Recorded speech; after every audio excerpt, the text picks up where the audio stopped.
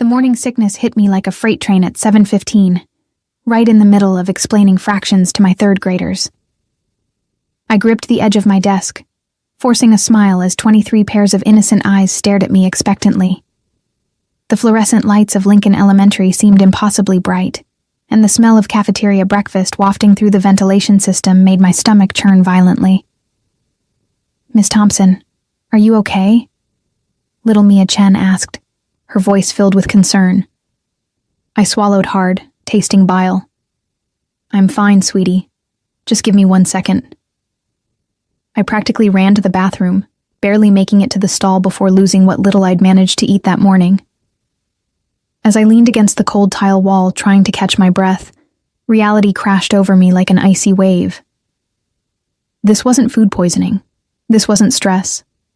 This was the third morning in a row I'd been sick, and deep down, I knew exactly what it meant. 3 months ago, I'd attended an education conference in downtown Chicago. I'd been celebrating my recent promotion to head of the elementary English department, enjoying a rare night of freedom from lesson plans and grading papers. The hotel bar had been elegant, filled with the soft murmur of conversation and the gentle tinkling of piano keys. That's where I met him. He'd been sitting alone at the bar, nursing an expensive-looking whiskey, his dark suit perfectly tailored, his presence commanding even in stillness. Our eyes met across the room, and something electric passed between us. He was older than me, maybe early 30s, with intense dark eyes that seemed to see right through me. His jaw was sharp, covered with a carefully maintained shadow of stubble, and when he smiled, it was dangerous and inviting all at once. We talked for hours. He told me his name was Dominic, but nothing more. No last name, no details about his work, nothing that would allow me to find him again. At the time, I thought it was romantic, mysterious.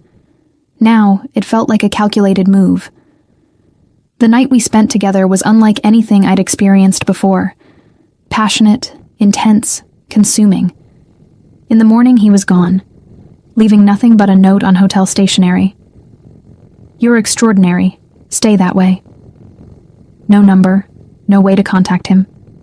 I'd tried to find him, but Dominic was apparently a very common name in Chicago, and with no other information, it was hopeless. For weeks, I convinced myself it was fine. It had been one perfect night, a beautiful memory, nothing more. I threw myself into my work, into my students, into building the life I'd always wanted. I was 25, independent, and focused on my career. I didn't need a mysterious stranger complicating things.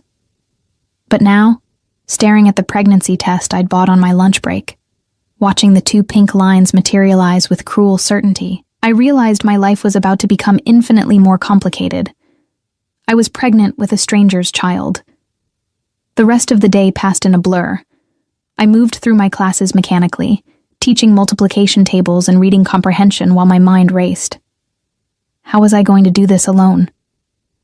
My parents had retired to Florida last year, and while we were close, the distance felt insurmountable right now. My friends were wonderful, but most of them were single and focused on their careers. None of them had children. I made it through the final bell and the usual chaos of dismissal, smiling and waving at parents while my heart pounded with anxiety. I needed to think, to plan, to figure out how to navigate this impossible situation. My apartment was a small 1-bedroom in Logan Square, nothing fancy but cozy and mine. I collapsed on my worn couch, the pregnancy test clutched in my hand like evidence of a crime. What was I going to do? Could I raise a child on a teacher's salary? Would I have to move back with my parents in Florida? The thought made me want to cry. I spent that evening researching everything I could about single motherhood, prenatal care, and budgeting for a baby. By midnight, I was exhausted and overwhelmed, but I'd made a decision. I was going to have this baby. I was going to figure it out somehow. I'd always wanted to be a mother, even if the circumstances weren't what I'd imagined. The next few weeks were a careful balance of teaching, doctor's appointments, and hiding my condition. I was only about 11 weeks along, so I wasn't showing yet. but the morning sickness was brutal. I became an expert at keeping crackers in my desk drawer, at making excuses to step out of the classroom, at masking my exhaustion with careful makeup and forced energy. My principal, Mrs. Henderson, a kind woman in her 60s who'd been teaching longer than I'd been alive, noticed something was off. She cornered me one afternoon after school, her sharp eyes studying me with concern. "Emma, dear, are you feeling all right? You've seemed a bit under the weather lately." I forced a bright smile.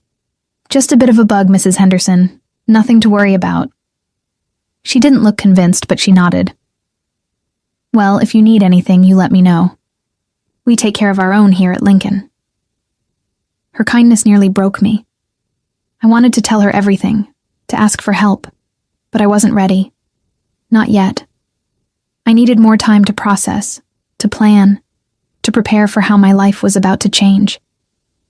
By the time I reached 13 weeks, I'd developed a system. I wore loose, flowing tops that disguised my slowly changing body.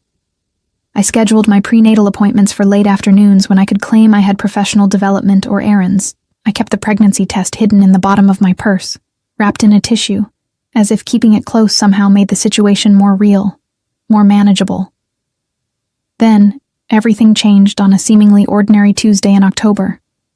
I was in my classroom, preparing for the next day's lessons, when Mrs. Henderson called an emergency staff meeting. We all gathered in the library, confused and concerned. Mrs. Henderson stood at the front, her usual warm expression replaced with something more uncertain. "I have some news," she began.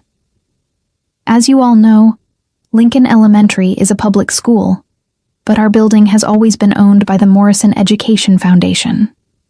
Well, the foundation has sold the building. Our new landlord will be taking over next month." A murmur rippled through the staff. We'd all assumed the school district owned the building. This was news to everyone. "Who bought it?" asked James Chen, the 5th grade science teacher. Mrs. Henderson consulted her notes. "A private investment company called Greco Holdings. I'm told the representative will be visiting next week to introduce himself and assure us that nothing will change with our lease or operations." Greco. The name meant nothing to me at the time. It was just another faceless corporation, another entity in the complex web of Chicago real estate. I went back to my classroom and thought nothing more about it, but I should have.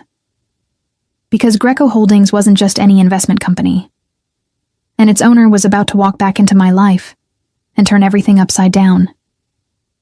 The following Tuesday, I was helping my students with a reading exercise when the classroom door opened.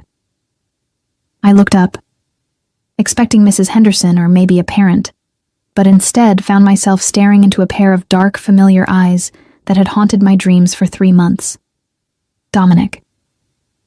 He stood in my doorway, impeccably dressed in a charcoal suit that probably cost more than my monthly rent, his presence filling the space like a physical force.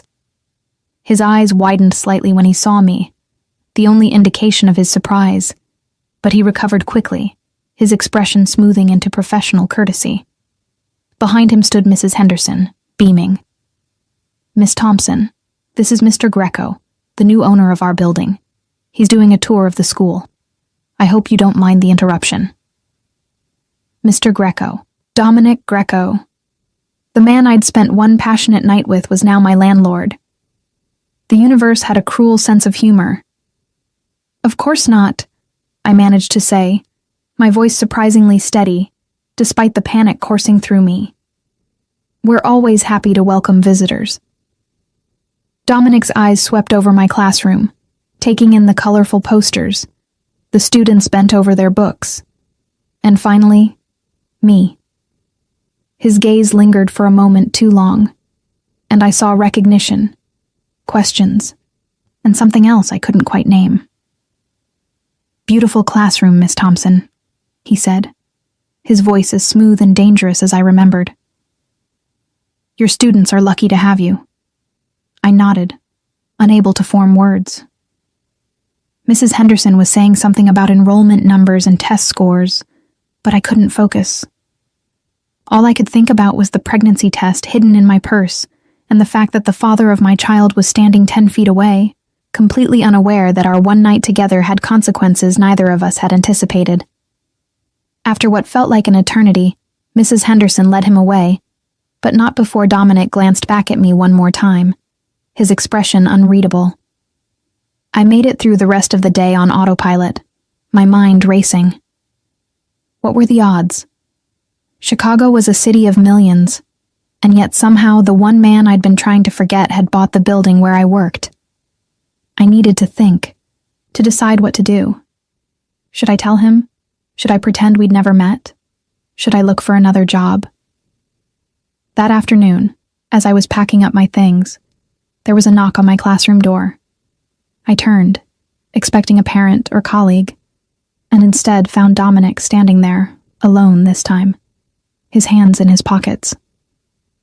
"Emma," he said quietly, testing my name on his tongue. "It is Emma, right? Emma Thompson?" I nodded, my heart pounding. "And you're Dominic Greco?" "I am." He stepped into the room, closing the door behind him. "I never expected to see you again. When I saw you earlier, I thought I was imagining things." "You left," I said, the words tumbling out before I could stop them. "That morning. No number, no way to contact you. Just a note." His jaw tightened. "I had my reasons." "I'm sure you did." I turned away, pretending to organize papers on my desk. I couldn't look at him. Not when my secret was growing inside me, not when everything felt so fragile and uncertain. I heard him move closer. "Emma, look at me." I did, reluctantly. Up close, I could see the fine lines around his eyes, the intensity of his gaze, the barely controlled energy that radiated from him. He was even more attractive than I remembered, which made everything so much harder. "That night meant something to me," he said quietly. "I don't do that. I don't meet women in hotel bars. I don't spend the night with strangers. But you were different." "Then why did you leave?" I asked, hating the vulnerability in my voice. "Because my life is complicated. Because I didn't want to drag you into things you shouldn't be part of." He reached out, almost touching my face, then pulled back. "But seeing you again, I can't pretend I don't want to know you better.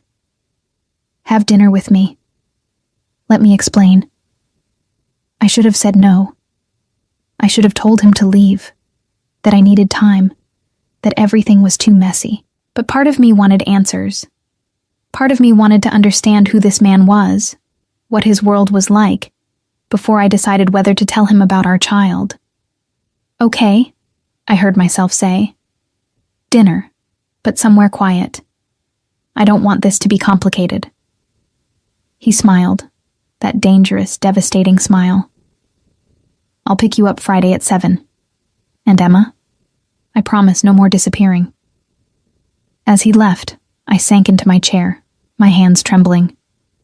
I'd just agreed to have dinner with the father of my child, a man who owned buildings and wore suits that cost thousands of dollars, a man whose last name alone seemed to carry weight in this city. What had I gotten myself into? Friday arrived too quickly. I stood in front of my closet, trying on the 5th outfit, increasingly frustrated. Nothing fit quite right anymore. My body was changing in subtle ways that only I noticed. My breasts were fuller, my waist slightly thicker, my jeans uncomfortable.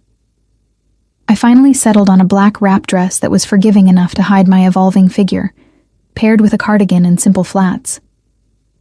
I'd told myself this was just dinner, just a conversation with someone who'd briefly passed through my life. But as I applied mascara with shaking hands, I knew I was lying to myself. This was the father of my baby. Every decision I made from this point forward would affect not just me, but the tiny life growing inside me. Dominic arrived exactly at 7, driving a sleek black Mercedes that looked out of place on my modest street. He came to my door like a gentleman, dressed in dark jeans and a crisp white shirt with the sleeves rolled up to his elbows, somehow managing to look both casual and impossibly elegant. "You look beautiful," he said, and the sincerity in his voice made my chest tighten. Thank you. I grabbed my purse, the one with the pregnancy test still hidden in the bottom, and followed him to the car. The restaurant he'd chosen was in River North, an intimate Italian place with dim lighting and private booths. The kind of place where people went when they didn't want to be overheard.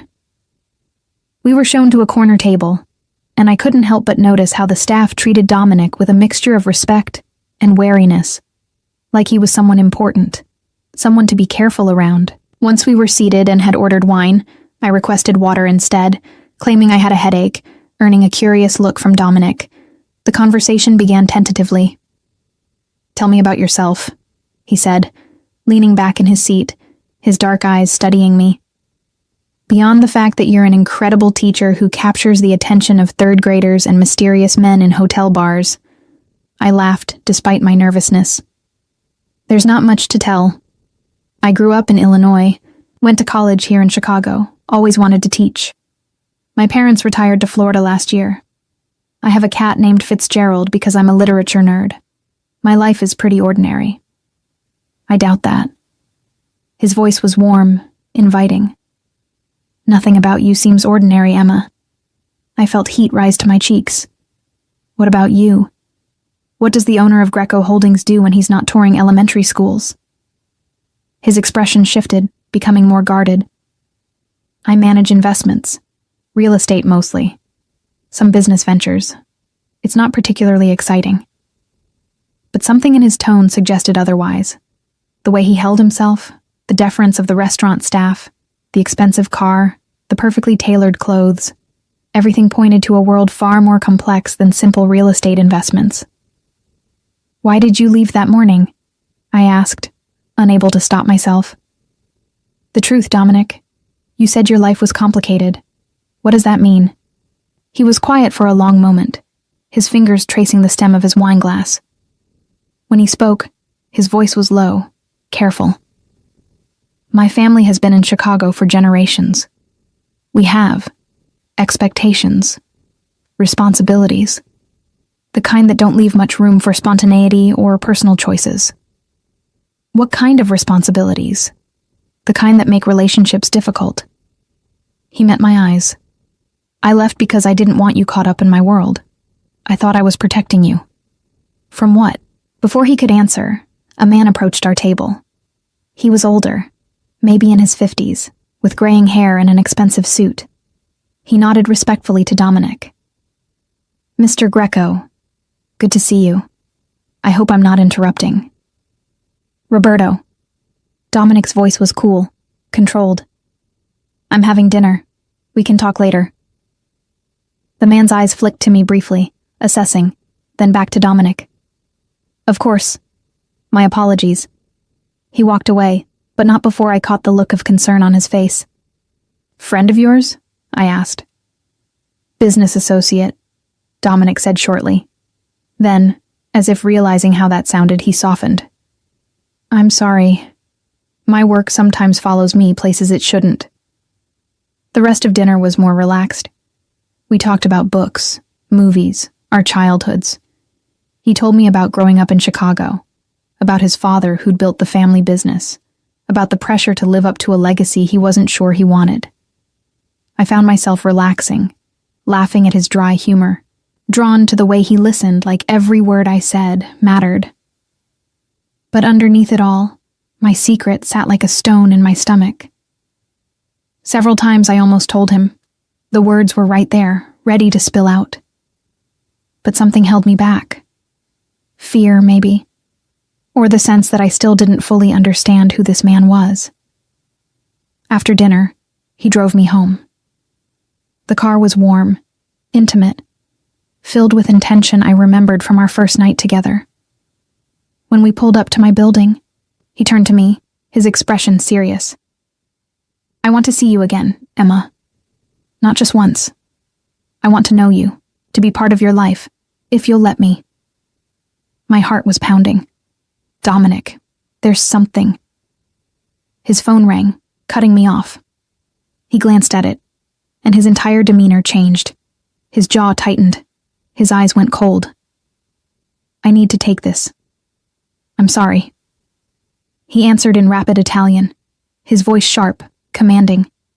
I didn't understand the words, but I understood the tone. Danger, urgency, authority. This was a different Dominic than the one who'd been charming me over dinner.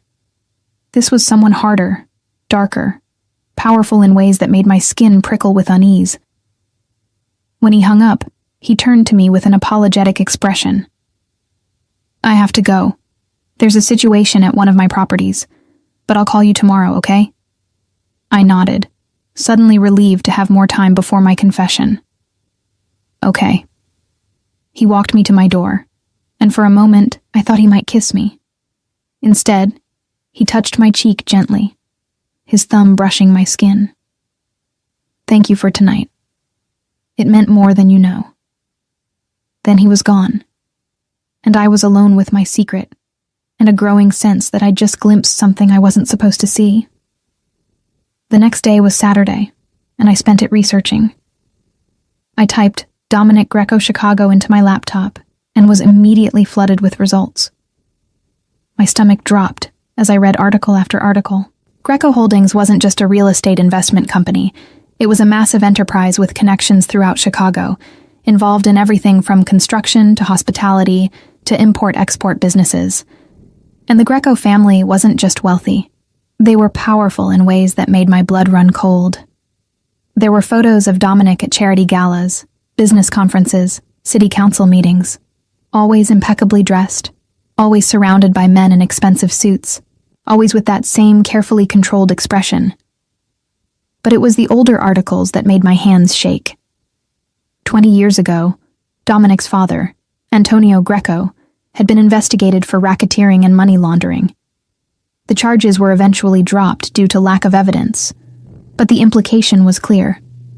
The Greco family had connections to organized crime, possibly still did, operating in the gray areas where legitimate business and illegal enterprise blurred together. I sat back, my hand instinctively going to my still flat stomach. I was carrying the child of a man who might be involved in the Mafia. The father of my baby lived in a world of danger and violence that I couldn't even begin to comprehend. What was I going to do? My phone rang, making me jump. Dominic's name flashed on the screen. I'd given him my number at the restaurant, and now I stared at it, paralyzed with indecision. Finally, I answered. Emma.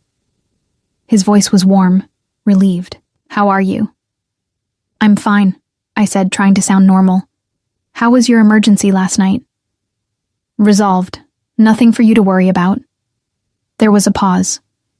I was thinking, maybe we could spend the day together tomorrow. I'd like to show you something.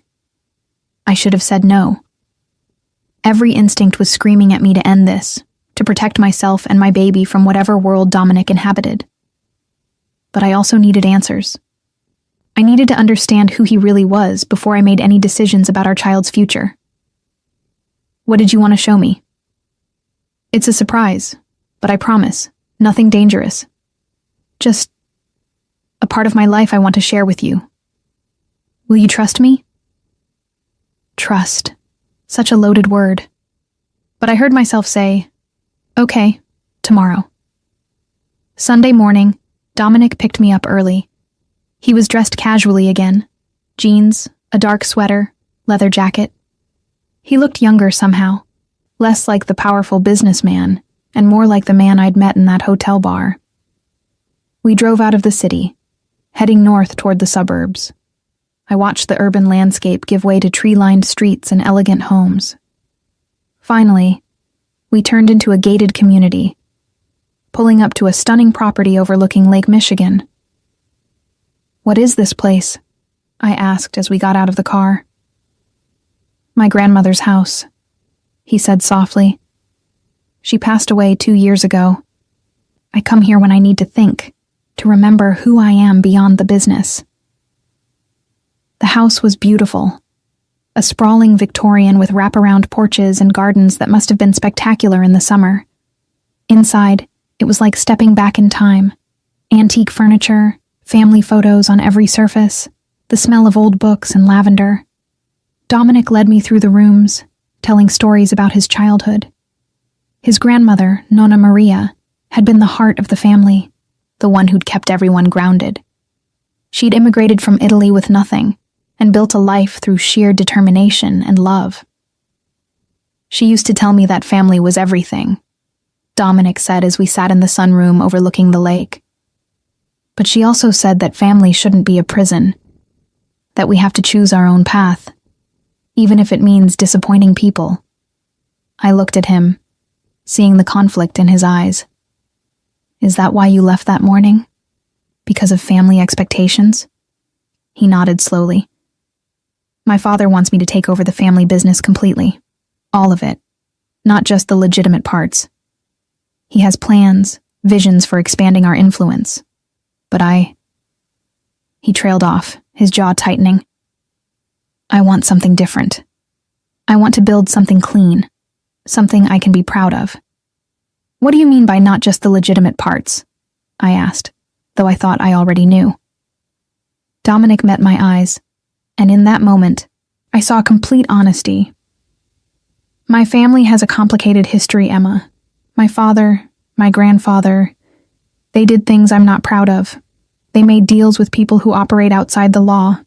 And yes, there's money in our accounts that didn't come from legitimate sources. I've been trying to change that, to move us toward legal enterprises, but it's not easy. People have expectations, debts, obligations. My heart was pounding. Are you part of the Mafia, Dominic? He was quiet for a long moment. I'm part of a family that used to be. I'm trying to be part of a family that isn't anymore. But the past doesn't let go easily. There are people who still see us that way, who still expect certain things. I'm working to change our reputation, to make Greco Holdings a legitimate business empire. But it takes time. I stood up, suddenly needing space. I walked to the window, staring out at the gray waters of Lake Michigan. Everything in me was screaming to run, to get as far away from this man and his dangerous world as possible. But I also heard the sincerity in his voice, saw the conflict in his eyes. He was trying to change, to be better. And he deserved to know the truth. I turned to face him, my hand unconsciously moving to my stomach. Dominic, I need to tell you something. He stood, concern flickering across his face. What is it? Before I could speak, his phone rang again. He glanced at it and cursed under his breath. I'm sorry. I need to take this. It's urgent. He stepped out of the room, and I heard his voice rise in sharp Italian, anger and frustration clear even though I couldn't understand the words. When he came back, his face was pale, his expression grim. I need to take you home, now. There's been an incident at one of our warehouses. Someone was hurt. Is it serious? I asked, grabbing my purse. It could be. His voice was tight with controlled fury. Someone's sending a message, trying to provoke us into a response. The drive back to the city was tense and silent. I could feel the danger radiating from him, the barely contained violence that lurked beneath his civilized exterior. This was the world he lived in, a world of threats and retaliation, of messages sent through violence. When we reached my apartment, he walked me to the door, his eyes constantly scanning the street like he expected trouble. I'm sorry our day was cut short. I'll make it up to you. Dominic, be careful, I said, surprising myself with the depth of concern in my voice. He touched my face, his expression softening. I will. And Emma? Whatever you wanted to tell me, we'll talk soon. I promise.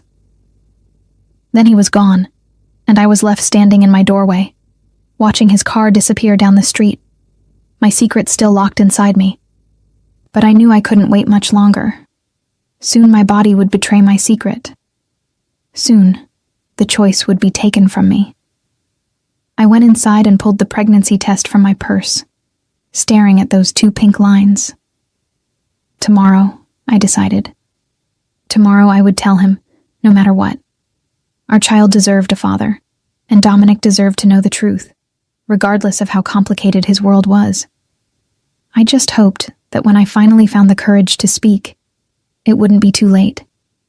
Monday morning arrived with the kind of crisp autumn air that usually made me feel energized and ready to face my students. Instead, I felt exhausted, anxious, and increasingly nauseous. I'd barely slept, running through countless scenarios of how to tell Dominic about the pregnancy. Every imagined conversation ended badly, with him angry, or worse, indifferent.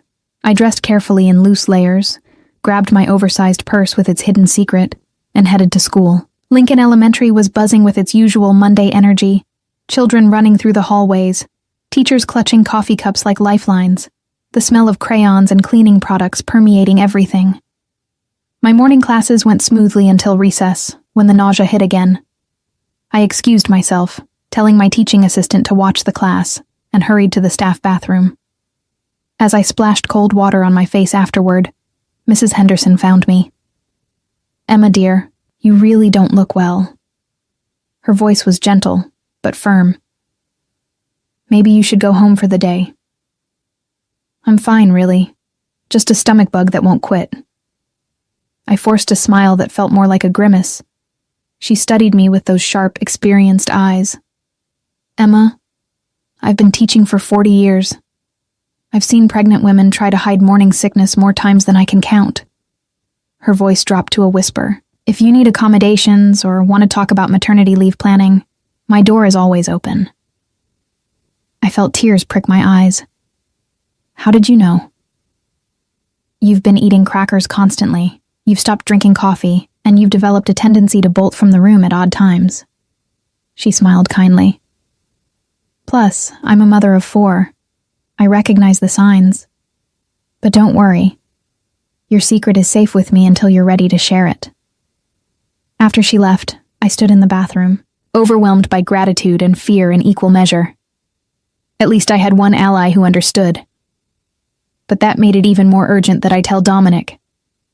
He deserved to know before the whole world figured it out. I made it through the rest of the day by sheer willpower. When the final bell rang, I packed up my things quickly, planning to go straight home and call Dominic. I needed to arrange a meeting, somewhere private where we could talk without interruption. But as I walked toward the school's entrance, I saw his Mercedes parked outside.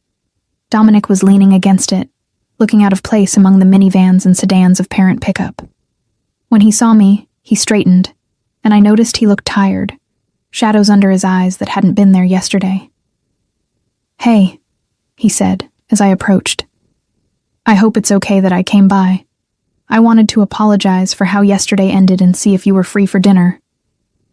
"Actually, I was going to call you." I clutched my purse tighter, feeling the outline of the pregnancy test through the fabric. "We need to talk. There's something important I have to tell you." His expression became guarded. "That sounds serious." "It is." I glanced around at the parents and children streaming past us. "But not here. Can we go somewhere private?" "My car?" he suggested. I nodded, and we got in. The interior smelled like leather and his cologne, bringing back vivid memories of our night together. He started driving, heading toward the lakefront, neither of us speaking. The silence was heavy with anticipation. He parked in a quiet area overlooking the water, then turned to face me. "Emma, you're making me nervous. Whatever it is, just tell me." I took a deep breath, my hands shaking as I opened my purse. This was it. No more hiding, no more delays. That night we spent together, 3 months ago. It had consequences neither of us expected. I pulled out the pregnancy test, still wrapped in tissue, and handed it to him. He unwrapped it slowly, his expression unreadable as he stared at the 2 pink lines. The silence stretched on for what felt like hours, but was probably only seconds. "Is this child mine?" His voice was barely above a whisper. "Yes." My own voice was trembling. "I found out a few weeks ago. I haven't been with anyone else. I was trying to figure out how to tell you, and then you showed up at my school, and everything got so complicated." "How far along are you?" He was still staring at the test, his knuckles white where he gripped it. 13 weeks, almost 14. I twisted my hands in my lap, unable to read his expression. "I understand if you're angry. I should have told you sooner, but I didn't know how to find you. And then when you reappeared, everything was so confusing." Angry? He finally looked up at me, and I was shocked to see tears in his eyes. Emma, I'm not angry. I'm overwhelmed, scared, but not angry. He reached out and took my hand. I'm going to be a father. The relief that washed over me was so intense it made me dizzy. You're not upset? No. Terrified, yes. Worried about what this means for you and the baby, definitely. But upset? Never. He squeezed my hand. Emma, that night meant something to me. I told you that. And now we've created a life together. That's incredible. I felt tears start to fall, and suddenly I was crying. All the stress and fear of the past weeks pouring out. Dominic pulled me against him, holding me as I sobbed into his shoulder, one hand stroking my hair.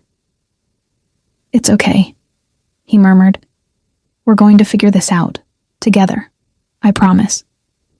After I'd calmed down, we sat together in the car, watching the lake and talking about the future. Dominic asked questions about my prenatal care, whether I needed anything, how I was feeling.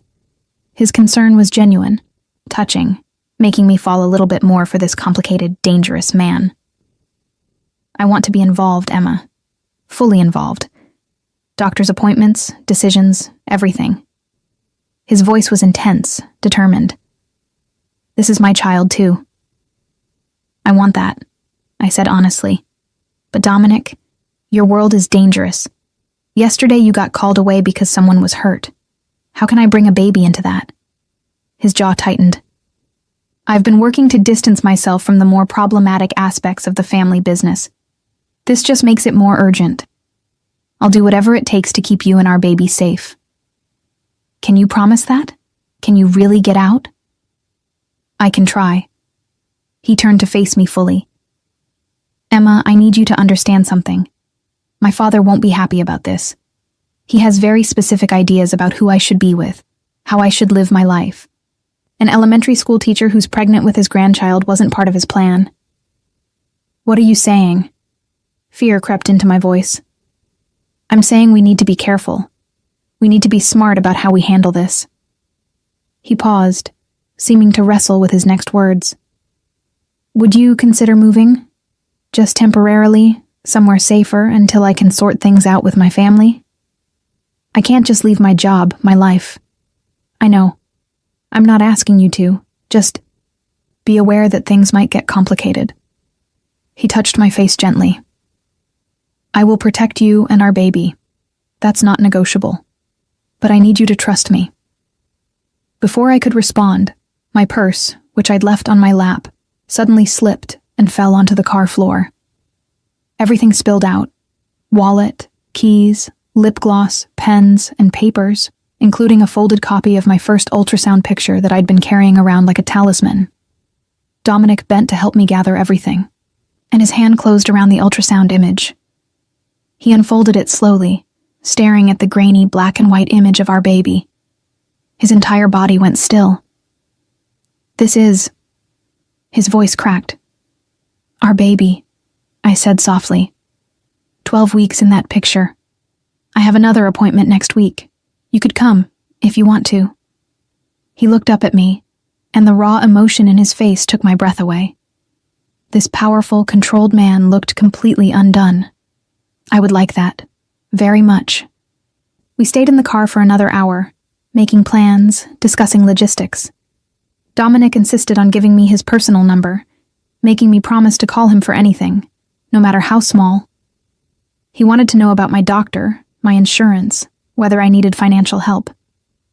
I can take care of myself, I said, a bit defensively. I know you can. But you shouldn't have to, not alone. His voice was gentle but firm. Let me help, Emma. Please. As the sun began to set, he drove me home. When we pulled up to my building, I noticed a dark SUV parked across the street, the windows tinted. Dominic saw it too, his entire body tensing. Stay in the car, he said quietly. Dominic, what? But he was already out, walking toward the SUV with purposeful strides. The driver's window rolled down, and I saw them talking, though I couldn't hear the words. Dominic's body language was aggressive, threatening, and whatever he said made the SUV pull away quickly. When he came back to the car, his expression was grim.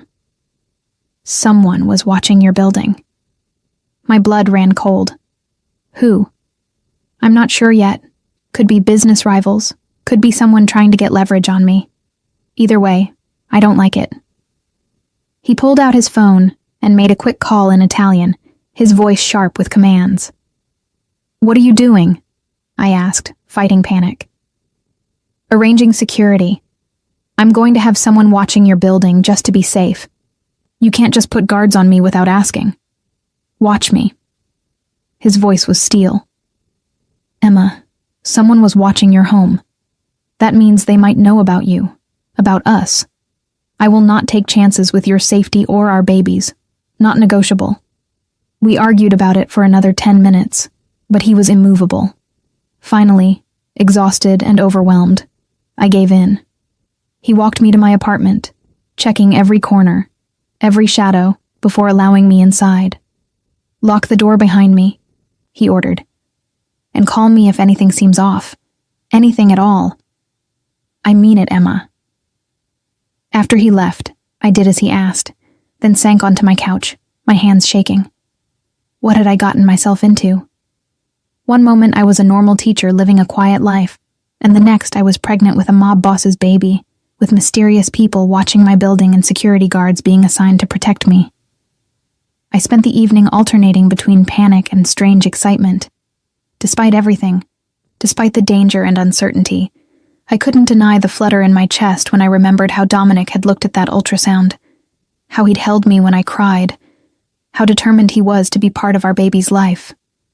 The next morning, I was getting ready for work when my phone rang.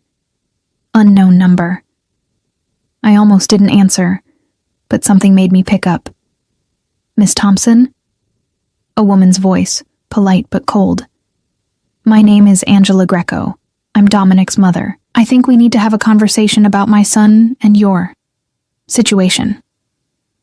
My heart stopped. "How did you get my number?" "That's not important. What's important is that we meet. Today, if possible. There are things you need to understand about my family before you make any decisions that might affect all of our futures."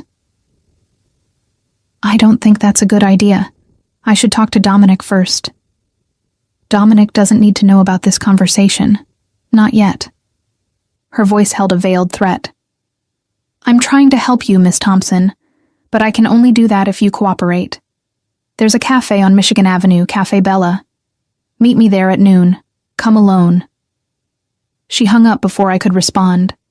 I stared at my phone, my mind racing. Should I tell Dominic? Should I go? What did his mother want? I texted Dominic. "Your mother called me. She wants to meet." His response was immediate. "Do not meet with her. I'm serious, Emma. My mother is not who you think she is. Let me handle this." But my curiosity and concern won out over caution. Angela Greco knew about the pregnancy, which meant the family knew. And if I was going to navigate this world, I needed to understand the players. I needed to know what I was up against. At 11:30, I told Mrs. Henderson I had a doctor's appointment and left school. The cafe was elegant and quiet, the kind of place where wealthy women lunched while discussing charity galas and society gossip. I spotted Angela Greco immediately. She was in her early 60s, impeccably dressed in designer clothes, her dark hair perfectly styled, her posture radiating authority and old money. She saw me approach and gestured to the chair across from her. "Miss Thompson, thank you for coming. Please sit." I sat, my hands clutched in my lap. Up close, I could see the resemblance to Dominic. The same dark eyes, the same sharp intelligence, the same barely concealed intensity. "I'll get straight to the point," she said, stirring her espresso with precise movements. "You're pregnant with my son's child. Under normal circumstances, I would be thrilled to welcome you into our family. But circumstances are far from normal." "What do you mean?" Her eyes were sharp, assessing. My son is trying to distance himself from certain aspects of our family business. He thinks he can just walk away, build something legitimate, pretend the past doesn't exist. But it's not that simple. We have obligations, enemies, debts that can't be paid with legitimate money. And now you've complicated everything by becoming pregnant. I didn't plan this. I know. But intentions don't matter. What matters is that you and your child are now targets. Anyone who wants to hurt my family, to get leverage over my son, will see you as the perfect opportunity. Do you understand what that means? I felt cold all over. Are you saying my baby is in danger? I'm saying you need to be realistic about what kind of life you're signing up for. This isn't a fairy tale, Miss Thompson. This is a world where people disappear, where children are used as pawns, where a simple trip to the grocery store could end in violence. She leaned forward, her voice dropping. I'm trying to protect you by warning you. Walk away now while you still can. Take some money, move somewhere quiet, raise your child in peace. Dominic will understand eventually. I stared at her, anger rising to replace my fear. You want me to take money to disappear? To keep your grandchild from you? I want you to survive. I want my grandchild to survive. And the best way to do that is to not be connected to this family. Her expression softened slightly. I'm not a monster, Miss Thompson. I'm a mother trying to protect her son and her future grandchild from a life I wouldn't wish on anyone. Does Dominic know you're saying this to me? Dominic is in love with an illusion. The idea that he can have both worlds. That he can be part of this family and also live a normal life with you. But he can't. Eventually, he'll have to choose. And when he does, I need you to understand what that choice really means. Before I could respond, the door to the cafe opened, and Dominic strode in, his face dark with fury. He spotted us immediately and came straight to our table. Mother, what are you doing? Angela smiled calmly. Having a conversation with the mother of my grandchild. Is that not appropriate? Not when you're trying to scare her away. He looked at me, his expression softening. Emma, are you okay? I nodded, unable to speak. The tension between mother and son was palpable. Years of conflict and love and resentment swirling in the space between them. I'm trying to help her see reality, Angela said, standing. But I can see you're not ready to hear it. Fine. Do things your way, Dominic. But when this ends badly, and it will, don't say I didn't warn you both. She picked up her purse and walked out, leaving us in shocked silence. Dominic sank into the chair she'd vacated, running his hands through his hair. I'm so sorry. I should have known she'd try something like this. Is she right? I asked quietly. About the danger? About this being impossible? No, she's not. He took my hands, his grip fierce. Emma, my mother has lived in fear her entire life. She's let that fear control her, make her cynical. But I'm not her. I won't let fear dictate my choices. I want you and our baby in my life, and I will do whatever it takes to make that safe. I wanted to believe him. But Angela's words echoed in my mind. Eventually he'll have to choose. And when he does, what choice would he make? And more importantly, what choice would I? The days following my meeting with Angela Greco became a strange blend of normalcy and surreal danger. I continued teaching, my students blissfully unaware that their beloved Miss Thompson was pregnant with the child of Chicago's most complicated family. But outside the classroom walls, my life had transformed into something unrecognizable. True to his word, Dominic had arranged security. A rotation of 3 men in dark suits took turns watching my building, following me to school, sitting in cars outside while I taught. At first, their presence terrified me. A constant reminder that I needed protection meant I was in actual danger. But after a few days, I found their presence oddly comforting. At least someone was watching my back. Dominic and I fell into a routine. He came by most evenings after work, bringing dinner from restaurants I'd never be able to afford on my salary. We'd sit in my modest apartment, eating expensive Italian food while discussing baby names, nursery colors, and the mundane details of my prenatal care. In those moments, it was easy to forget the darkness that surrounded his world. He accompanied me to my 16-week appointment, and I watched his face transform when he heard the heartbeat for the first time. The strong, steady thump filled the examination room, and tears streamed down his face without shame. He gripped my hand so tightly it almost hurt, but I didn't mind. In that moment, he wasn't a dangerous businessman with mob connections. He was just a man overwhelmed by the miracle of impending fatherhood. "That's our baby," he whispered, his voice thick with emotion. "That's really our baby." The doctor smiled at us, probably used to seeing fathers react this way, but I knew it meant something different for Dominic. This baby represented possibility, a chance to build something good in a life that had been defined by his family's dark legacy. However, not everything was smooth. At school, I noticed changes. Parents who'd always been friendly started giving me odd looks.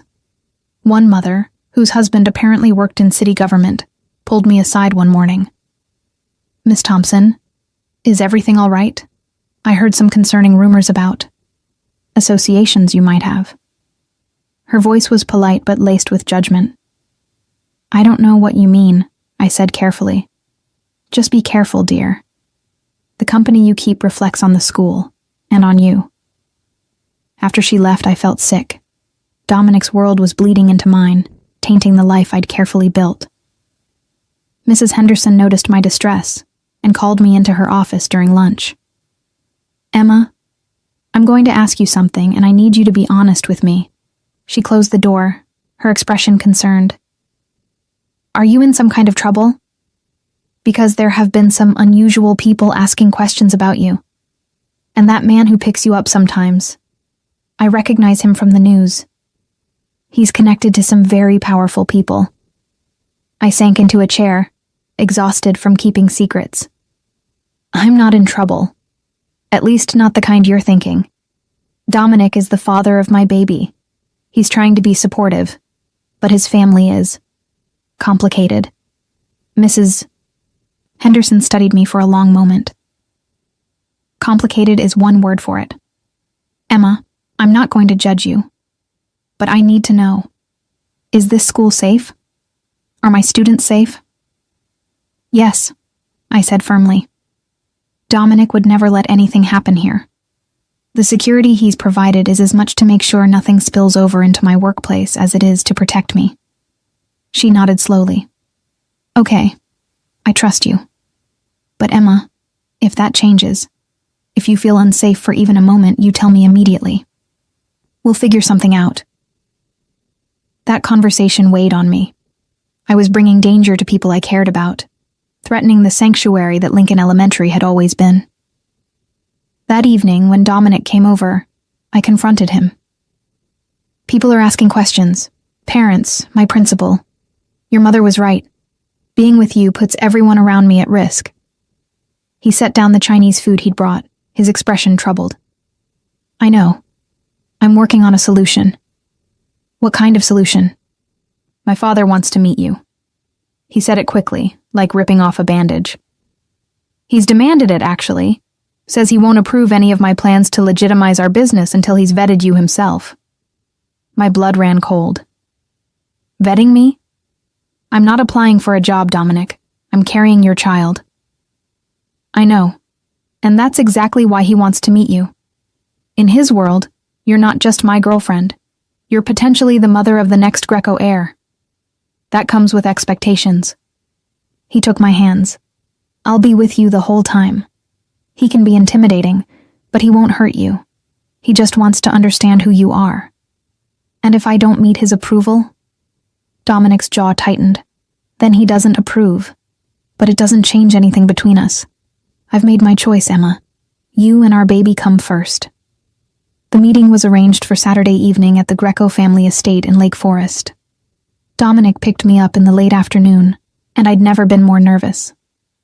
I dressed carefully in a modest navy dress that disguised my small but growing bump, minimal makeup, my hair pulled back in a professional style.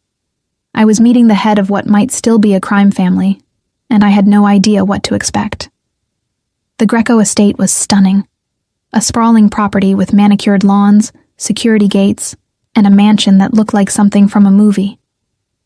As we drove up the circular driveway, I saw several men in dark suits positioned around the property, watching, always watching. "Breathe," Dominic said gently, noticing my panic. "Just be yourself. That's all you need to be." Inside, the house was elegant but surprisingly warm, filled with family photos and the smell of cooking food. Angela Greco greeted us in the foyer, her expression neutral as her eyes swept over me. "Dominic, Miss Thompson, my husband is waiting in his study." She led us through the house, her heels clicking on marble floors. Antonio Greco's study was exactly what I'd imagined. Dark wood paneling, leather furniture, shelves filled with books and expensive liquor. He stood as we entered, a man in his late 60s with Dominic's dark eyes, and a presence that commanded immediate respect and fear in equal measure. "So," he said, his voice accented with Italian inflections. "This is the teacher who's captured my son's heart." He gestured to a chair. "Sit. Let's talk." The next hour was one of the most intense of my life. Antonio asked questions about my background, my family, my education, my plans for the future. He was polite but probing, clearly assessing whether I was suitable for his son. Angela sat silently in the corner, her expression unreadable. "My son tells me you don't come from money," Antonio said at one point. "That you're a public school teacher. Noble work, but not exactly what I'd envisioned for Dominic's children's mother." "With respect, Mr. Greco, I didn't envision any of this either," I said, surprising myself with my directness. "But I'm not going to apologize for who I am or what I do. I love teaching. I love helping children, and I'm going to love and raise my child the best way I know how." Something flickered in Antonio's eyes. Respect, maybe, or amusement. "You have spine? Good. You'll need it in this family." He turned to Dominic. "You're sure about this? About leaving the old business behind for her?" "I'm not leaving for her," Dominic said firmly. "I'm leaving because it's the right thing to do. Emma just made the decision easier." Antonio was quiet for a long moment, studying both of us. Finally, he stood and walked to his desk, pulling out an envelope. "Very well. If you're determined to go legitimate, I won't stop you. But understand, this changes everything. The protections our old associations provided, the leverage we had, the fear that kept enemies at bay, all of that goes away if we clean up our operations." "I understand," Dominic said. "Do you?" Antonio's voice was sharp. "Because there are people who won't be happy about this. People who see our families shift as weakness, as an opportunity. They might try to take advantage. They might come after the things you care about." His eyes moved to me, the implication clear. "Then we'll deal with them," Dominic said, his voice steady. Together, Antonio handed him the envelope. "These are documents transferring the legitimate holdings to your name exclusively. The other operations, the ones we're shutting down, I'll handle the transitions. But Emma needs to understand something." He looked at me directly. "You're not just dating my son. You're not just having his baby. You're becoming part of a family with a very specific history. People will judge you, fear you, or try to use you because of our name. Are you prepared for that?" I thought about the suspicious parents at school, the guards outside my building, Angela's warnings. I thought about my quiet, safe life that had been turned upside down. Then I thought about Dominic's hand in mine, the sound of our baby's heartbeat, the possibility of a future together. "I'm prepared to try," I said quietly. "For my child. For Dominic. I'm prepared to try."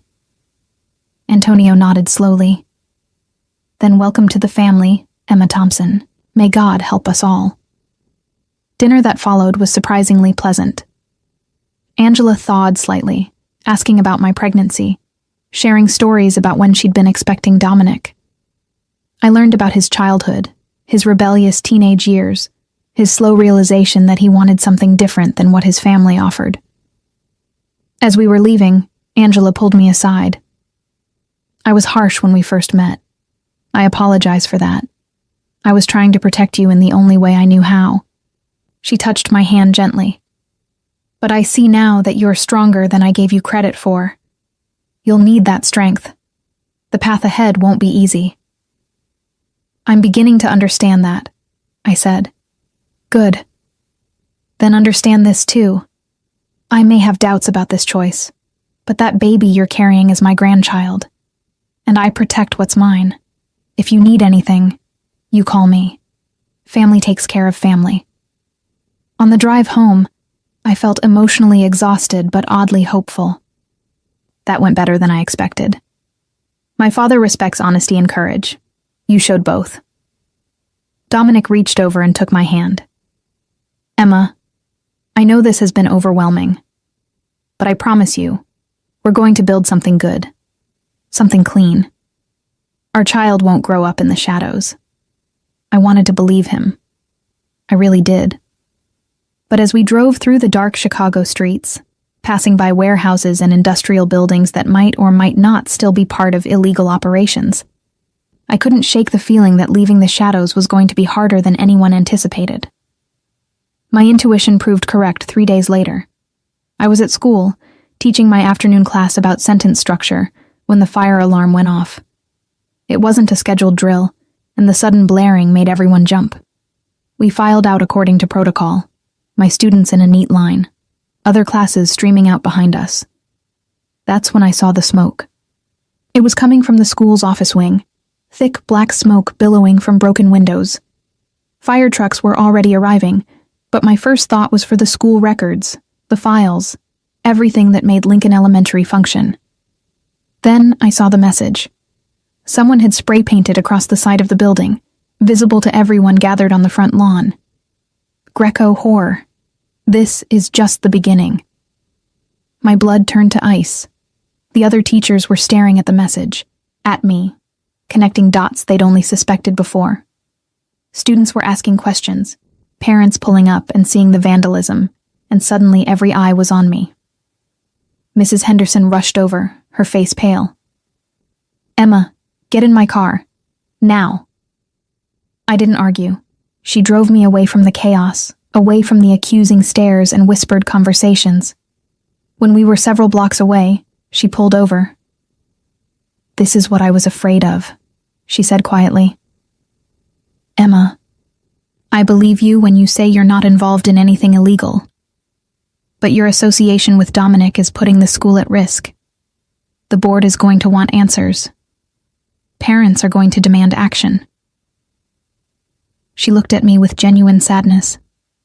I think you need to consider taking a leave of absence, at least until this situation is resolved. You're suspending me? I felt tears start to fall. I'm trying to protect you and the school. This is temporary, just until things calm down. You'll keep your benefits. Your position will be waiting. But right now, you being here is dangerous for everyone. She drove me home, and I climbed the stairs to my apartment in a daze. The security guard stationed outside my building, a different one than usual, gave me a concerned look, but said nothing. Inside, I finally let myself break down. I called Dominic, sobbing so hard I could barely speak. He was there in 20 minutes, holding me while I cried out all the fear and frustration and grief of losing the job I loved because of circumstances beyond my control. I'm so sorry, he kept saying. God, Emma, I'm so sorry. I should have protected you better. I should have seen this coming. Who did this? I demanded. Who would target a school? His expression went dark, dangerous. I have my suspicions. There are families who aren't happy about our shift toward legitimacy. They see it as weakness, as betrayal. This is them testing me, seeing if I'll retaliate the old way. And will you? He was quiet for a long time. I want to. Every instinct is screaming at me to make them pay for threatening you, for putting those kids at risk. But that's exactly what they want. For me to prove I'm still the same as them, still willing to use violence and intimidation. He cupped my face in his hands. So no, I'm going to handle this the legal way. Police reports, lawyers, security improvements.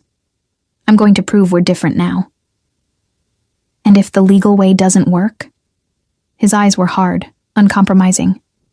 Then I'll do whatever it takes to keep you and our baby safe, legal or not. That night I couldn't sleep. I kept thinking about the spray-painted words, about my students who'd witnessed it, about the life I was being forced to leave behind. At some point Dominic's phone rang, and he stepped into the kitchen to take the call, speaking in low, urgent Italian. When he came back, his face was grim. That was one of my security team. The fire at your school. It wasn't random vandalism. Someone planted an accelerant. This was deliberate, calculated arson. Oh God. I felt sick. They could have killed someone. There were hundreds of children in that building. I know. Which is why I'm moving you out of this apartment. Tonight. What? No. I'm not letting them drive me out of my home. Emma, please. His voice cracked with desperation. They know where you live. They proved today they're willing to escalate. I have a safe place, a penthouse with security that can't be breached, just until we figure out who's behind this and neutralize the threat. Neutralize the threat? You sound like you're planning a military operation. In a way, I am. This is war, Emma. And you and our baby are the most valuable targets on the board. I won't lose you. I can't. In the end, I agreed. What choice did I have? My school had been attacked because of me. My students had been put in danger because someone wanted to send Dominic a message. Staying in my apartment meant maintaining the illusion of normalcy, when nothing about this situation was normal anymore. We packed my essentials quickly. Clothes, toiletries, the ultrasound pictures I kept on my nightstand, books to keep me occupied during my forced leave of absence. As we carried boxes down to Dominic's car, I looked back at my building, wondering if I'd ever feel safe enough to return. The penthouse was in a luxury high-rise downtown, the kind of place I'd only seen in magazines. The security was indeed impressive. Doorman, key cards, cameras everywhere, guards patrolling the building. The apartment itself was beautiful but cold, all modern lines and expensive furniture, nothing personal or warm. We'll make it home, Dominic promised, seeing my expression. Bring whatever you need, decorate however you want. This is your space now, too. As I stood at the floor-to-ceiling windows, looking out over the glittering Chicago skyline, I placed my hand on my growing belly. My baby kicked for the first time then, a tiny flutter that made me gasp. What is it? Dominic was at my side instantly, concerned. The baby. I felt the baby move. I guided his hand to where mine had been, and we stood together waiting. After a moment, there it was again. A small but definite flutter against his palm. His face transformed. Wonder replacing the stress and anger that had defined the past few days. That's incredible. That's our baby, Emma. Our baby is saying hello. In that moment, despite everything, the danger, the upheaval, the uncertainty, I felt a surge of fierce determination. This child was worth fighting for. This future we were trying to build was worth the risk. Whatever came next, whatever enemies Dominic's family had made, whatever dangers lurked in the transition from criminal empire to legitimate business, we would face it together. We had to. Because now, there was no going back. Living in Dominic's penthouse was like existing in a gilded cage. Everything was beautiful, comfortable, and secure. But I couldn't shake the feeling of being trapped. The security measures that had seemed excessive before now felt necessary but suffocating. I couldn't leave without an escort. I couldn't go anywhere without careful planning and risk assessment. My life had been reduced to the confines of luxury high-rise walls. The days blended together. I tried to maintain some semblance of routine, reading, preparing lesson plans for when I could return to teaching, researching everything about pregnancy and newborn care. Dominic came home most evenings, usually late, always exhausted, his face drawn with the stress of transitioning the family business while dealing with increasing threats. Another warehouse was vandalized, he told me one night, loosening his tie as he collapsed onto the couch beside me. Third one this month. Whoever's orchestrating this is systematic, trying to cripple our legitimate operations while I'm trying to build them up. Do you know who it is? I asked, rubbing his shoulders, feeling the tension knotted there. I have suspicions. The Rossini family has been making moves, trying to take over territory we're vacating as we go legitimate. They see our shift as weakness, as an opportunity to expand their own operations. His voice was bitter. Apparently, choosing to be a better person makes you a target. I was 20 weeks along now, visibly pregnant, my body changing in ways that were both miraculous and terrifying. We'd had another ultrasound.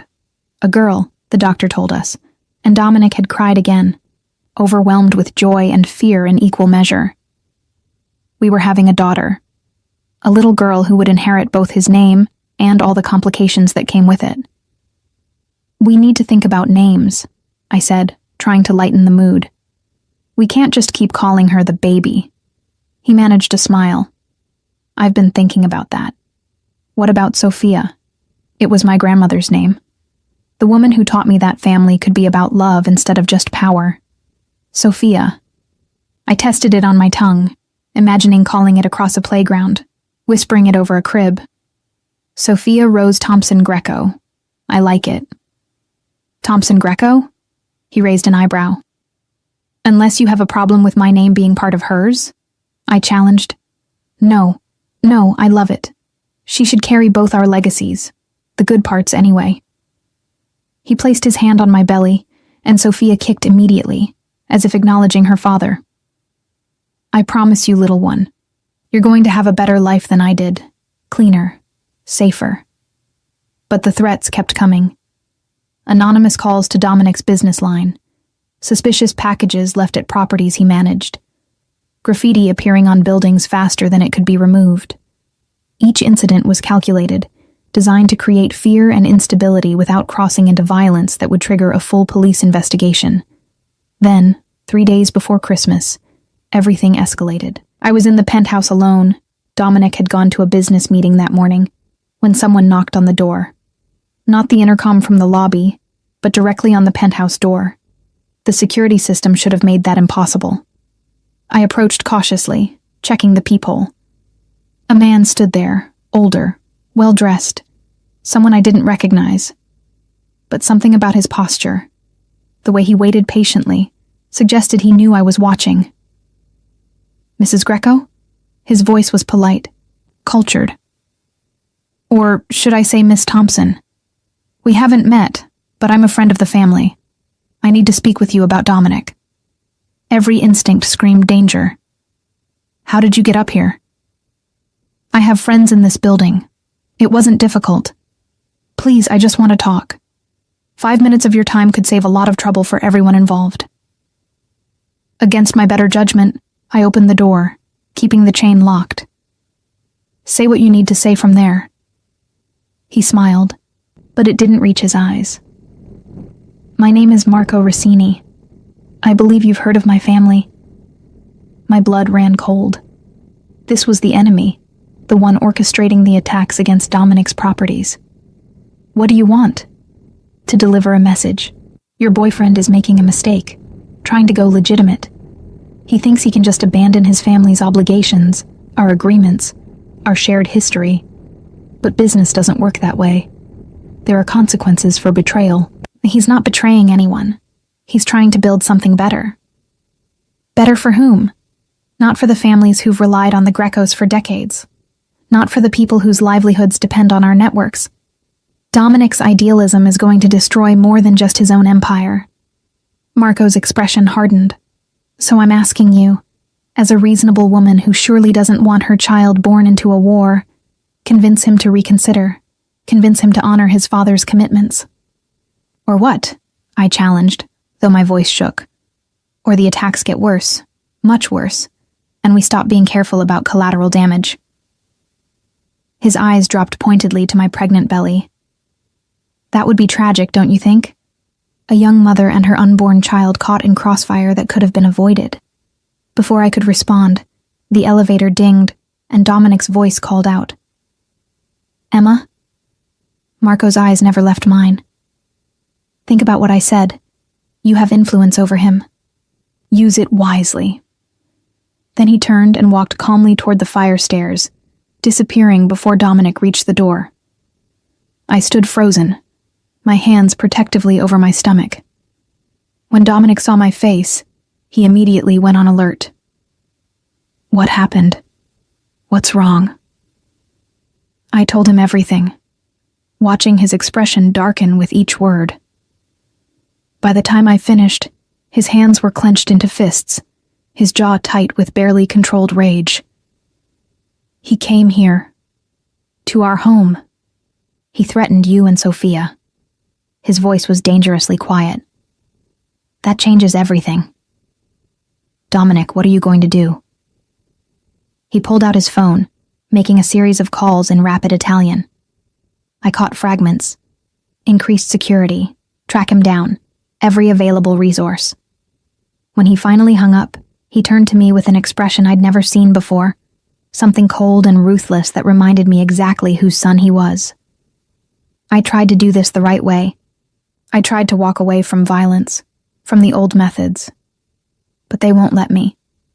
They keep pushing, keep threatening, and now they've crossed a line I can't ignore. He pulled me into his arms, holding me tight.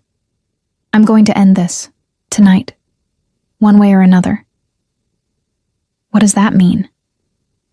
I was terrified by the resolve in his voice. It means I'm calling a meeting, all the families, and I'm going to make it clear that threatening you and Sophia is not negotiable. That anyone who continues this campaign will face consequences they won't like. That sounds like a threat. It is. But it's also an opportunity for peace. For them to accept the new reality or face war with a family that still remembers how to fight. He kissed my forehead. Stay here. Don't open the door for anyone. I'll have 3 guards posted outside, people I trust with my life. This ends tonight. After he left, I paced the penthouse, unable to settle. Outside the floor-to-ceiling windows, Chicago glittered in the winter darkness, oblivious to the drama playing out in its shadows. I thought about calling my parents in Florida, warning them that things might get dangerous. But what would I say? That their daughter was caught in a mob war because she'd gotten pregnant by the wrong man? Hours passed. Midnight came and went. I dozed on the couch, exhausted but unable to sleep properly. Every sound made me jump. Every creak of the building sent my heart racing. At 3 a.m, my phone rang. Unknown number. I almost didn't answer, but something made me pick up. Emma. Angela Greco's voice was tight with controlled panic. You need to get to Rush University Medical Center. There's been an incident. Dominic he's hurt. The world tilted. How bad? Bad enough. Just get here. I'll have a car waiting downstairs. The drive to the hospital was a blur. The guards who'd been posted outside my door came with me, flanking me protectively as we rushed through emergency room doors. Angela was waiting, her usually impeccable appearance disheveled, her eyes red from crying. What happened? I demanded. The meeting went badly. Rossini had brought men, more than we anticipated. There was shooting. Dominic got hit trying to get to his car. Her voice cracked. He's in surgery now. They don't know yet if... They just don't know. I sank into a waiting room chair, my hands on my belly, trying to breathe through the panic. This couldn't be happening. Dominic couldn't die. Not now. Not when we were finally building something. Not when Sophia needed her father. Antonio Greco arrived shortly after, and I'd never seen the powerful man look so diminished. His face was gray, aged years in a single night. He sat beside his wife, taking her hand, and for the first time I saw them not as mob royalty, but as parents terrified of losing their child. "This is my fault," Antonio said quietly. "I should have handled Rossini myself. Should have dealt with this before it touched Dominic, before it touched you." He looked at me with genuine remorse. "I'm sorry, Emma, for all of this. You didn't deserve to be dragged into our world." "I made my choice," I said, though my voice shook. "I chose Dominic. I chose this life. I just need him to survive so we can live it." Hours crawled by. Dawn broke over Chicago, pale winter light streaming through hospital windows. Angela went to get coffee. Antonio made calls, his voice sharp as he barked orders about retaliation and security. I just sat, praying to a God I wasn't sure I believed in, making desperate bargains about all the things I'd do if Dominic survived. Finally, a surgeon emerged, still in his scrubs. We all stood, holding our breath. "He's stable," the doctor said, and I felt my knees nearly give out. The bullet hit his shoulder, missed anything vital. He lost a lot of blood, but he's going to recover. You can see him in about an hour, once we get him settled in a room. The relief was overwhelming. Angela actually hugged me, something she'd never done before, both of us crying with the release of tension. Antonio's shoulders sagged, and he suddenly looked his age, exhausted and grateful. When they finally let me see him, Dominic was pale, hooked up to various monitors and IVs, but his eyes were open. He managed a weak smile when I entered. "Hey," he rasped. "Sorry for scaring you." I burst into tears, carefully sitting on the edge of his bed, mindful of his injuries. "You almost died. You almost left me alone to raise Sophia by myself. I know. I'm sorry." He lifted his uninjured arm to wipe my tears. "But Emma, it's over. The meeting, it didn't go how I planned, obviously. But before Rossini's men started shooting, I made it clear that you and Sophia are untouchable. That anyone who comes after my family will face not just me, but every resource the Grecos have ever built." His expression hardened. "And after tonight, after what they did, even the families who were on the fence about my legitimacy plans have lined up behind me.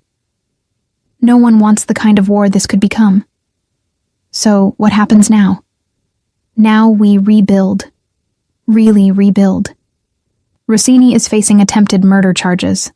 There were dozens of witnesses. His organization is going to collapse under the legal pressure.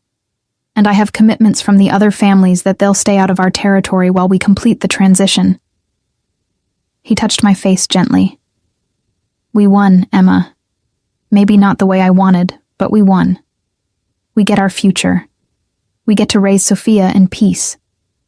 I wanted to believe him. As I sat there holding his hand, feeling our daughter move inside me, I let myself imagine that future. A life where Dominic came home every night without looking over his shoulder. Where Sophia could grow up knowing her father wasn't involved in anything dark or dangerous. Where I could return to teaching without fear of bringing danger to my students. Maybe it was naive. Maybe there would always be ghosts from the Greco family's past. Always be people who remembered what they used to be. But sitting there in that hospital room, watching Dominic's chest rise and fall with steady breaths, I chose to hope. We'd survive the worst. Surely we could handle whatever came next. Dominic came home from the hospital 3 days after Christmas, his arm in a sling, moving carefully but determined to recover quickly. The penthouse had been transformed in his absence. Angela and I had worked together, awkwardly at first, then with growing warmth, to make it feel less like a showroom and more like a home. There were photos now, comfortable throws on the furniture, and we'd set up the beginning of a nursery in one of the spare bedrooms. "You did all this?" Dominic asked, looking around with wonder. "We need a home, not just a safe house," I said. If we're really starting over, we should start properly. The new year brought changes. Marco Rossini and 3 of his lieutenants were indicted on multiple charges, including attempted murder, racketeering, and arson at Lincoln Elementary. The evidence was overwhelming, collected over months by law enforcement who'd been building a case. Dominic's shooting had given them the final piece they needed. With Rossini's organization in chaos, the pressure on us eased. The threats stopped. The vandalism ended. For the first time in months, I could breathe without constantly looking over my shoulder. Mrs. Henderson called in January, her voice warm. "Emma, the school has been repaired. We'd love to have you back if you're ready. Though I understand if you want to wait until after the baby comes." I thought about it carefully. I was 26 weeks along now, visibly pregnant. And while I felt good, the idea of returning to work, while still dealing with the aftermath of everything, felt overwhelming. Would it be possible to take maternity leave a bit early? I could come back in the fall, help with the new school year. Of course, dear. Your position will be waiting. You're one of our best teachers. We're not letting you go that easily. The relief of knowing I had a job to return to, a life beyond being Dominic Greco's girlfriend, was immense. I loved him. Loved the life we were building. But I also needed to be Emma Thompson, the teacher who helped kids discover their love of reading, who made a difference in small but meaningful ways. Dominic's recovery progressed well. His shoulder healed, and with it came a new determination to complete the business transition. He worked with lawyers and accountants, systematically divesting from anything questionable, investing in legitimate ventures, real estate development, restaurants, import-export businesses that operated completely above board. His father, surprisingly, supported the changes. The shooting had shaken Antonio, forced him to confront what his legacy had become. "I built an empire," he told us one Sunday dinner at the family estate. "But I also built a prison. For myself, for my family. Maybe it's time to let it go." Angela, too, had softened. She came by the penthouse regularly, bringing baby clothes and offering advice about pregnancy and motherhood. "I was too harsh with you at first," she admitted one afternoon as we assembled the crib together. "I was trying to protect Dominic the only way I knew how. But you've been good for him. You've given him something to fight for that isn't about power or territory." "He's been good for me too," I said honestly. "I was living a safe, small life. He's shown me I'm capable of more than I thought." By March, I was 34 weeks along, huge and uncomfortable but glowing according to everyone who saw me. Dominic had become obsessively protective, barely letting me lift anything heavier than a book, insisting I rest constantly, attending every single prenatal appointment with detailed lists of questions for the doctor. "I'm pregnant, not dying," I teased him one evening as he fussed over whether I was comfortable enough on the couch. "I know. But I almost lost you. I almost lost both of you." His hand spread across my belly, feeling Sophia's movements. "I'm allowed to be careful with what matters most." We took childbirth classes together, the only couple there where the father showed up in a designer suit having come directly from business meetings. The other couples would whisper, clearly recognizing Dominic's name, but we ignored them. This was our moment, our preparation for becoming parents. Sophia Rose Thompson Greco arrived on April 15th at 6 in the morning, after 14 hours of labor that Dominic never left my side for. He held my hand, wiped my forehead, encouraged me through every contraction, and when they finally placed our daughter in my arms, his tears fell freely. She was perfect. 7 pounds, 3 ounces of absolute perfection, with dark hair like her father and my nose, her tiny fist immediately curling around Dominic's finger like she knew exactly who he was. "She's beautiful," he whispered, his voice choked with emotion. "She's the most beautiful thing I've ever seen." "We made her," I said, still overwhelmed by what we'd just accomplished. "We made this perfect person." The next few weeks were an exhausting blur of feeding schedules, diaper changes, and learning to function on almost no sleep. but they were also the happiest weeks of my life. Watching Dominic with Sophia was a revelation. This powerful, sometimes dangerous man reduced to tears by a baby's smile, pacing the floor at 3 a.m, singing Italian lullabies his grandmother had taught him, changing diapers with the same focused intensity he brought to business deals. Angela and Antonio were devoted grandparents, visiting often, helping when we needed it, marveling over every tiny development. "She has your eyes, Emma," Angela said one afternoon, holding Sophia with practiced ease. But Dominic's stubborn determination. "Poor thing didn't stand a chance. She's going to be a force of nature." When Sophia was 6 weeks old, Dominic insisted on doing something he'd been planning for months. He arranged a small ceremony in the penthouse with just family and a few close friends. Father Michael, the priest who'd known the Greco family for decades, came to bless our daughter and, to my surprise, to marry us. "You want to get married? Now?" I asked when Dominic showed me the marriage license he'd obtained. "I wanted to ask properly, with a ring and flowers and all the romance you deserve. But Emma, I can't wait anymore. I want Sophia to grow up seeing her parents committed to each other. I want you to be my wife, legally and officially. I want the world to know you're mine and I'm yours." He pulled out a small velvet box, opening it to reveal a stunning diamond ring. "Will you marry me? Will you take a chance on a reformed crime boss who loves you more than he ever thought possible?" I laughed through tears. "You're impossible." And yes, of course, yes. The ceremony was simple, but beautiful. I wore a cream dress Angela had helped me pick out, held Sophia in one arm while Dominic held my other hand, and made vows about love and partnership, and building a future together.